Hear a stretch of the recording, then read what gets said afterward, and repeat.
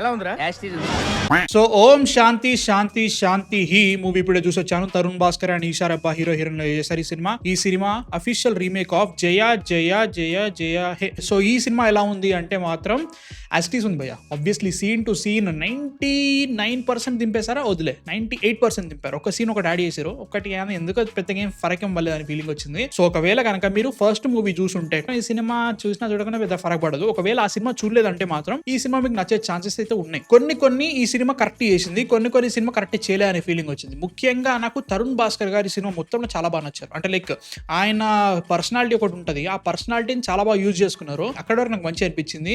దీంట్లో చాలా వరకు డొమెస్టిక్ అబ్యూస్ ని అండ్ ఆల్సో డొమెస్టిక్ వైలెన్స్ ని చూపించిన విధానం ఫస్ట్ మూవీ ఎలా చూపించారో అలానే అనిపించింది. కాకపోతే ఇక్కడ బిలీవబిలిటీ అనేది ఒకటి మిస్ అయింది నా ఫీలింగ్ అన్నట్టు. ఈషా రెబ్బా గారు పడే కష్టాలు నాకు అంత బాగా కనెక్ట్ కాలేదని ఫీలింగ్ వచ్చింది. ఖచ్చితంగా కంపారిజన్ ఏమి ఉంటుంది, అక్కడ దర్శన్ గారు చాలా బాగా చేశారు అండ్ ఆల్సో ఈ సీన్ లో ఎలా ఉంది, ఆ సీన్ లో ఎలా ఉందని చెప్పేసి చాలా వరకు సిమిలర్ గా వెళ్తుంది కాబట్టి నేను కంపేర్ చేస్తూ పోయాను. బట్ స్టిల్ ఇక్కడ నాకు ఆ పర్ఫార్మెన్స్ కానీ అక్కడ రాసిన రైటింగ్ కానీ అంత బాగా ఎక్కట్లేదు. నాకు దీంట్లో తరుణ్ భాస్కర్ గారు బాగా నచ్చడం కారణం ఏంటంటే బస్సులు జోసెఫ్ ఫస్ట్ మూవీలో పొట్టిగుంటాడు, కొంచెం పర్సనాలిటీ తక్కువ ఉన్నా కానీ కొంచెం ట్రై చేస్తాడు అనమాట, ఇంటిమిడేటింగ్ కనబడతా ఉంటాడు, కొంచెం కోపం వస్తూ ఉంటుంది దాని మీద. దీంట్లో ఆపోజిట్ ఉంటుంది. తరుణ్ భాస్కర్ కూడా చాలా గట్టి పర్సనాలిటీ అవన్నీ చూపెట్టడం, వీళ్ళిద్దరి మధ్యలో కెమిస్ట్రీ చాలా బాగున్నా కానీ తరుణ్ భాస్కర్ బాగా అనిపించిండు. ఈషా రెబ్బా గారి కొంచెం వెనుకబడ్డారని ఫీలింగ్ వచ్చింది. ఒరిజినల్ లో కొన్ని సీన్స్ చాలా చాలా బాగుంటాయి, దీంట్లో మాత్రం అవి ఓకే అని ఫీలింగ్ వచ్చింది. ఇంటర్వెల్ కానీ ముందు వచ్చే ఒక సీన్ కానీ ఒక 30 minutes 35 minutes ఆ టైం వరకు ఒక సీన్ కానీ వాటన్నిటిని బాగానే పెట్టుకున్నారు అనిపించింది.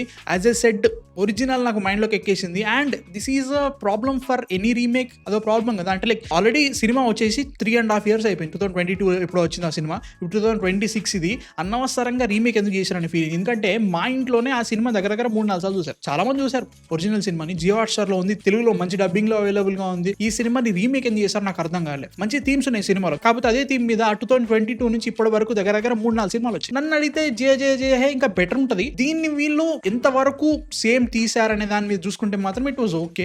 మన తెలుగు నేటివిటీకి బాగానే మార్చారు. But at the end of the day it doesn't matter. Problem ఏంటంటే ఈ సినిమాని ఎంతమంది చూస్తారు. లైక్ ఇప్పుడు జయ జయ జయ హే చాలా పెద్ద హిట్ అయింది, జియో హాట్‌స్టార్ చాలా బాగా ఆడింది, తెలుగులో చాలా మంది చూశారు. అదే తెలుగు వర్షన్ రీమేక్ ని ఎంతమంది చూస్తారు అనేది క్వశ్చన్ అన్నట్టు. నాకైతే మాత్రం వై అనే ఫీలింగ్ అయితే వస్తుంది. ఎందుకు తీయాలి రీమేక్స్ అండ్ ఆల్సో మంచి డబ్బింగ్ లో తెలుగులో ఆల్రెడీ అవైలబుల్ ఉంటే సినిమా ఎందుకు చూడాలి అనే ఫీలింగ్ అయితే నాకు ఉంది. ఒకే ఒక సీన్ యాడ్ చేశారు, అది కూడా పెద్ద ఫరక్ అనిపించలేదు. నాకైతే మాత్రం 2 సినిమాలు చూసాను కాబట్టి I really prefer first part. But దీంట్లో తరుణ్ భాస్కర్ గారు పర్ఫార్మెన్స్ కొంచెం మంచి అనిపించింది, నేటివిటీ కొంచెం మంచి అనిపించింది. అక్కడ చికెన్ ఇక్కడ చేపలు అలా చేంజెస్ చేశారు కానీ మిగతా అంత మాత్రం I don't know man. Seriously I'm really excited for ENE 2. ఎలా ఉంటుందో చూడాలి. బట్ ఈ సినిమా మాత్రం డౌటే. మీ థాట్స్ ఏంటి కింద కామెంట్స్ లో చెప్పండి. సబ్స్క్రైబ్ అయితే కొట్టేసి నెక్స్ట్ వీడియోతో మళ్ళీ వస్తా. బై.